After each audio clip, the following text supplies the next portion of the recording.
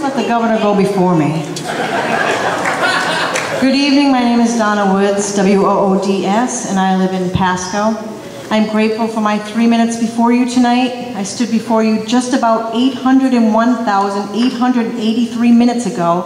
It has been 1 year, 6 months, and 9 days. And at that time, I was overwhelmed with helplessness and doubt. But now, all this time later, I am filled with hope. This time I am backed with facts. And this time I am before you knowing that you take seriously the charge of holding our local world in your hands. And although if I hear the phrase, trust the process, one more time, I will literally burst, I do indeed trust you three on the board. Now, respectfully, I will use my time on a couple of facts that weigh heavily on my heart. I am strongly opposed to the licensing of this plant.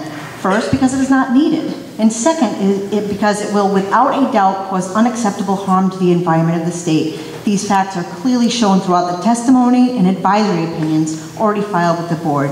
And Benarjee claims that the computer-modeled air emissions from the facility are below federal air quality standards and no adverse health impacts will result. Well, common sense tells us differently.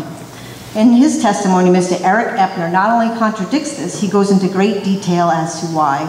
Hundreds of thousands of pounds of air pollutants will be annually emitted from this facility, and the pollution in the air in Burrillville will increase cancer risks, of course very dear to my heart as a survivor, and respiratory health issues, even if CREC operates within the air quality limits. Think about that.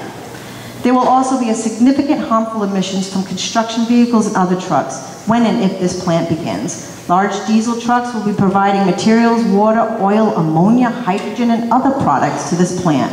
Not only will these trucks increase noxious air emissions to the detriment of the people and wildlife in the vicinity, but the additional traffic on Burrillville's small country roads, especially during construction, will cause significant environmental harm and prolonged stress to the residents and wildlife. Not only does Mr. Eppner's testimony identify the many hazardous pollutants, he goes so far as to describe the adverse health effects each one has, some of which are extremely serious. In fact, these hazardous air pollutants he identified are known to cause cancer and have serious health impacts. I have spent the last 801,883 minutes shouting from the mountaintops that these facts alone, these risks alone, are worthy of denial of this application. I have begged to be the voice you heard. Now, all with this 3 minutes, I feel hope. I actually feel comfort. I feel like you did hear me, and I cannot thank you enough for listening to me. Don't ever forget this time. It's very special. Don't miss your chance to be heroes for us, the wildlife, and our precious, irreplaceable environment. Thank you.